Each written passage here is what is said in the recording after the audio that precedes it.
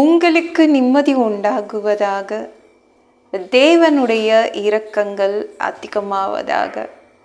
தேவன் என்ன சொல்கிறாங்கன்னா, மத்தேயு 9:22, இயேசு திரும்பி அவளை பார்த்து, மகளே திடன்கொள், உன் விசுவாசம் உன்னை ரட்சித்தது என்றார்.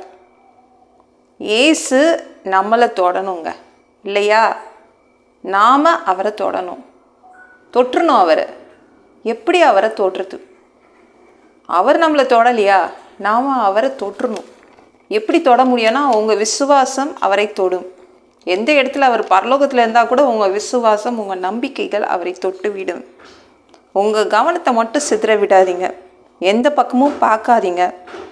உடனே சுகம் கிடைக்குது, உங்களுடைய எல்லா பிரச்சனையும் சரியாகுது, நிம்மதி கிடைக்குது, பிரச்சனைகள் எல்லாம் ஓஞ்சிடும். ஏன்னா உங்ககிட்ட இருக்குதுல்ல அந்த நம்பிக்கைகள் பெருசு. நீங்கள் ஏசு மேலே பெரிய நம்பிக்கைகள் வச்சுருக்கீங்களே, அது போதும்.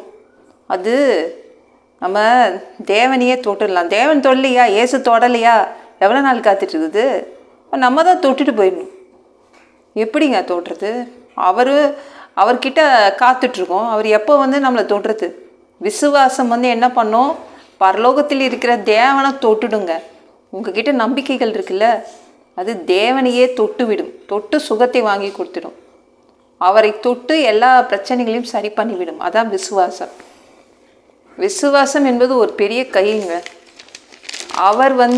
அவர்கிட்ட இருந்து வல்லமையை நீங்கள் பெற்றுக்கொள்ளலாம், சுகத்தை பெற்றுக்கொள்ளலாம். சரிங்களா? பயப்படாதீங்க, தைரியமாக இருங்க. உங்கள் நம்பிக்கையே உங்கள் பிரச்சனைகளை சரி பண்ணிடும், உங்கள் வியாதிகளை சரி பண்ணிடும். உங்கள் விசுவாசம் இருக்குதுல்ல, அது உலகத்தையே ஜெயிக்கிற ஜெயம். சரிங்களா? இல்லை, யாராவது பெரிய ஊழியக்காரங்களை போய் பார்த்து கொஞ்சம் ஜெபம் பண்ணிட்டு வரலான்னு நினைக்கிறேன். வேண்டாங்க, தேவையில்லைங்க. உங்கள் நம்பிக்கைகளை ஒன்றே போதும். அதாவது யாராவது என் தலை மேலே கை வச்சா நல்லாயிருக்கும், அப்போ என் பிரச்சனை சரியாயிடும், என்னுடைய வியாதி சரியாயிடும். அப்படிலாம் எதுவும் வேண்டாம். நீங்கள் நம்ப அதுவே சரியாயிடும். உங்கள் நம்பிக்கைகள் நேராக போய் தேவனையே தொட்டு உங்களுக்கு சுகத்தை வாங்கி கொடுத்துரும். உங்களுடைய எல்லாத்தையும் சரி பண்ணிவிடும். இந்த ஒன்று போதும். விசுவாசம் என்ற ஒன்றே ஒன்று போதும். இயேசுவையே திரும்பி பார்க்க வைக்கும். சரிங்களாங்க? ஒரு பெண் 12 வருஷம் அவளுக்கு வியாதி இருக்குது. லைனில் எல்லாரும் மாதிரி லைனில் நின்று ப்ரேயர் பண்ணுறதுக்காக நிற்கலை. இயேசுவும் அந்த பெண்ணுடைய தலையில் கை வைக்கல. ஆனால் அவகிட்ட எக்கச்சக்க நம்பிக்கைகள், விசுவாசம் இருந்துச்சு. பின்னாடி போய் இயேசுவோடைய ட்ரெஸ்ஸை தொடுறா, சுகம் கிடச்சிருச்சு. அவ்வளோதான். என்னங்க, இயேசு பக்கத்தில் இல்லையே நம்மளுக்கு? விசுவாசம் இருந்தால் போதும். பரலோகத்தில் இருக்கிற தேவனை தொட்டு விடும் உங்கள் விசுவாசம். உங்கள் நம்பிக்கைகள் இயேசுவை தொட்டுவிடும். பரலோகத்தில் இருக்கிற இயேசுவையே தொட்டுடும், உங்களுக்கு எல்லாத்தையும் வாங்கி கொடுத்துடும். உடனே இயேசுக்கு ரொம்ப ஆச்சரியமாக இருக்குது. இத்தனை பேர் லைனில் முன்னாடி நிற்கிறாங்க, யாரோ ஒரு பெண்ணு பின்னாடி என்னை தொட்டு அவள் தன்னையே சரி பண்ணி கொண்டாள். அது பெரிய அதிசயமாக இருக்குது அவருக்கு. உடனே டேர்ன் பண்ணி பார்க்குறாரு, திரும்பி பார்க்குறாருங்க. அம்மா, உன் விசுவாசம் ரொம்ப ரொம்ப பெரியது, நான் ஒன்றும் செய்யலை, உன் விசுவாசம்தான் உன்னை காப்பாற்றினது அப்படின்னு அந்த பெண்ணை பார்த்து திரும்பி சொல்கிறாரு. ஓகேங்களா? ஒன்று இயேசு தொடணும், இல்லைன்னா இயேசுவை நீங்கள் தொடணும். அதான் இயேசுவை நீங்கள் தொட்டுடுவீங்க. ஏன்னா உங்ககிட்ட எக்கச்சக்க நம்பிக்கைகள் இருக்குது. நீங்கள் இயேசுவை தொட்டு நீங்களே சரி பண்ணிப்பீங்க, உங்களுக்கு சுகத்தை வாங்கிப்பீங்க. அப்படிப்பட்டது தான் இந்த விசுவாசம், இந்த நம்பிக்கைகள்.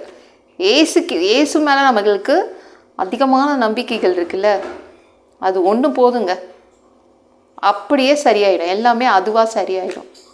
இந்த வீடியோ பிடிச்சிருந்துச்சுன்னா மற்றவங்களுக்கு ஷேர் பண்ண மறக்காதீங்க. கர்த்தர் தாமே உங்களை ஆசீர்வதிப்பாராக. ஜெபம் பண்ணலாமா? அன்பு பிதாவே, உங்கள் பிள்ளைங்க உங்கள் பாதத்தில் வந்திருக்காங்கப்பா. சாமி, இரக்கம் செய்யுங்க, இறங்குங்க அப்பா. இன்னைக்கு உங்கள் பிள்ளைங்க விசுவாசத்தை கொண்டு உங்களை தொட போகிறாங்க. அவங்களுடைய அதிகமான நம்பிக்கைகளை கொண்டு அவங்களே உங்களை தொட்டு அவங்களுடைய பிரச்சனைகளை சரி பண்ணிப்பாங்க. அவங்க வியாதியை அவங்களே சுகப்படுத்திப்பாங்க. உங்களை தொடுவாங்க, விசுவாசத்தினால் உங்களை தொடுவாங்கப்பா. நன்றி. எல்லா பொல்லாத பிசாசுகள், ஏவல்கள், மந்திரங்கள், தற்கொலை ஆவிகள், பயத்தின் ஆவிகள், பலவீனப்படுத்துகின்ற ஆவிகள் எல்லாம் இயேசு என்ற பெயரினை கொண்டு துரத்துகிறேன். ஓடிப்போ. உங்கள் பிள்ளைங்கள இரத்த கோட்டிக்குள் மறைச்சிக்கோங்க. பரிசுத்த ஆவியால் நிரப்புங்க. ஞான ஸ்நானம் எடுக்கணும். ரட்சிப்பீராக. இயேசுவின் காயப்பட்ட தழும்புகளால் எல்லா வியாதிகளும், எல்லா பலவீனங்களும், கேன்சர் போன்ற வியாதிகளும், மரண படுக்கைகளும் சரியாகுவதாக, பரம்பரை வியாதிகள் சரியாகுவதாக. மனிதனாக பிறந்தா ஜீவ புஸ்தகத்தில் பேர் இருக்கணும்பா. அப்படி இல்லைன்னா அந்த மனுஷனை பிடிச்சி நரகத்தில் தள்ளிடுவீங்க.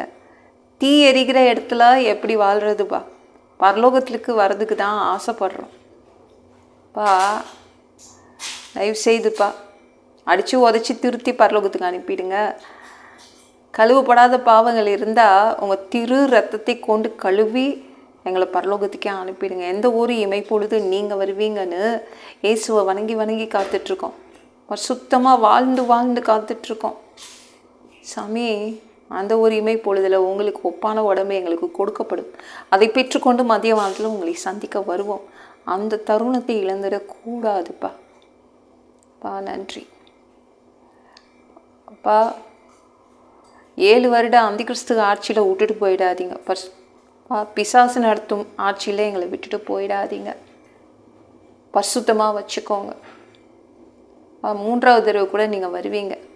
1000 வருடம் இந்த பூமியை ஆட்சி செய்வீங்க. அந்த காலத்தையும் நாங்கள் பார்க்க ஆசைப்படுறோம்.